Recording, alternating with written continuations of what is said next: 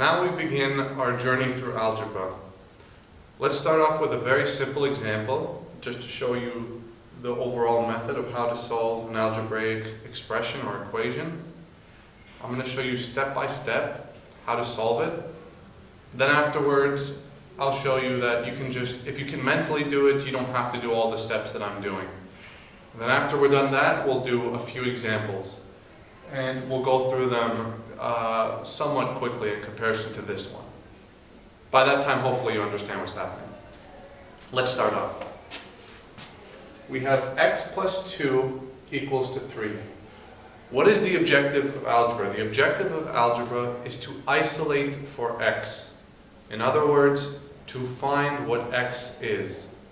It's a puzzle game, and the puzzle game asks you, what is the missing piece that makes this whole thing true? In the beginning, obviously, some of them are going to be easy, but when you get larger and larger and more complicated expressions, it's going to be impossible. So you're going to have to do the series of steps in order to solve what x is. That's enough talking. Let's begin. The first thing we want to do is get x by itself. So somehow we want to get rid of this 2. We want to bring this 2 from the left-hand side to the right-hand side. We're going to do it the following way. Now, I put a prerequisite video talking about maintaining equality. So if you haven't seen that video, please watch that, because we're going to be using all the methods that I outlined there in this video. The first thing we're going to do is get rid of the 2. So we're going to subtract 2 from both sides. I'm going to write it underneath the equality symbol and just follow up the steps. So we have x plus 2. We're going to subtract 2 from the left-hand side.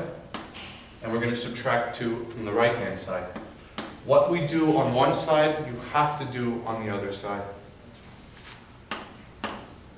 Now, 2 minus 2 is equal to 0. So this would be 2 plus 0 is equals to 3 minus 2 is 1. Now we know that x plus 0, since x is some number we're trying to find, will just result in x. Because any number plus 0 is always that same number. Let's do an example on the side just to show you what I'm talking about.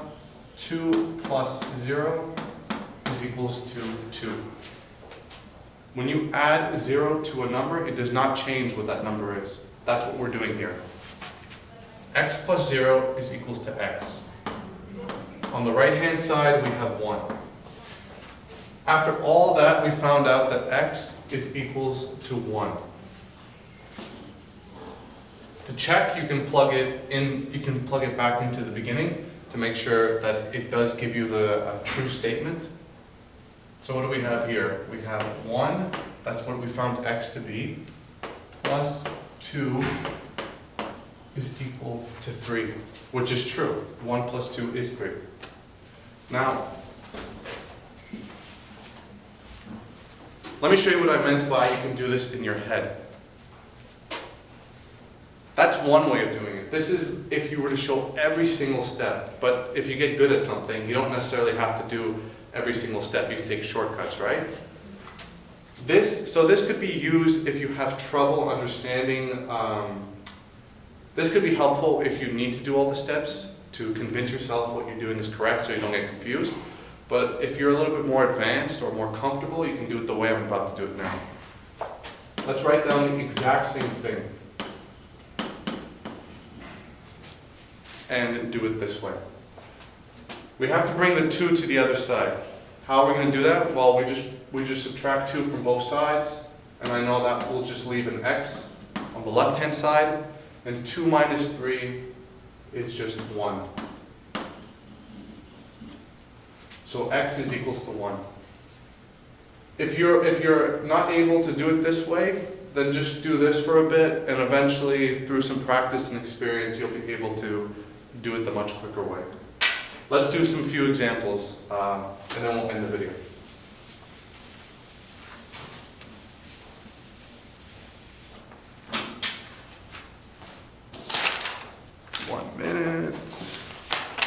Okay.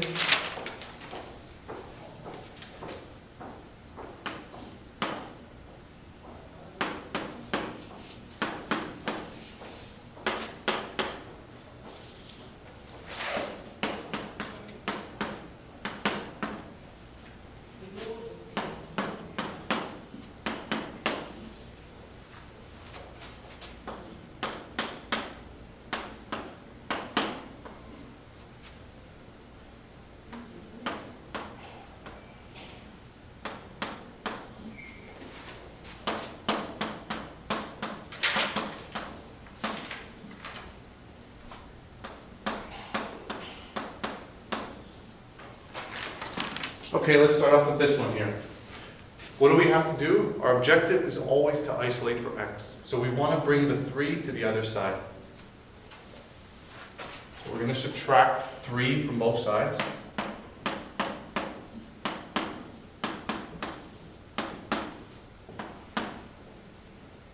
We get x by itself, because this will result in a 0, and x plus 0 is just x.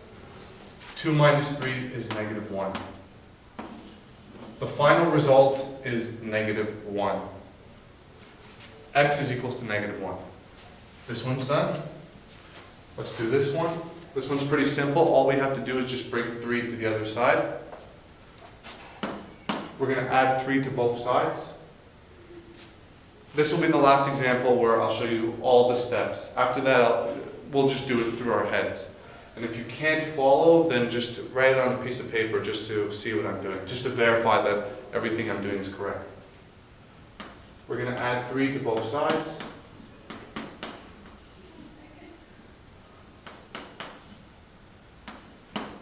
We get x by itself because this is 0. Now we see that x is equals to 3. We can check. Let's plug in 3 here.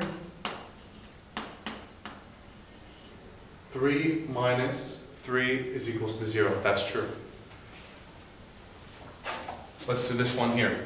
X minus 2 is equals to 0. Now, the way I think of it is, I know if I just bring it to the other side, the sign changes. So in my head, I just go, okay, so that means x is equals to 2. Let's do what I just said. So we're just going to bring the 5 to the other side, or subtract 5 from both sides. So we'll get x is equals to 2 minus 5. And we see that x is equals to negative 3. So far, we're just doing very simple examples. I just want you to understand that in all the steps, maybe in your class you'll see your teacher do a lot quicker, but these are all the steps that they're doing that they might not be talking about. Next video we'll be talking about multiplication and division in algebraic expressions.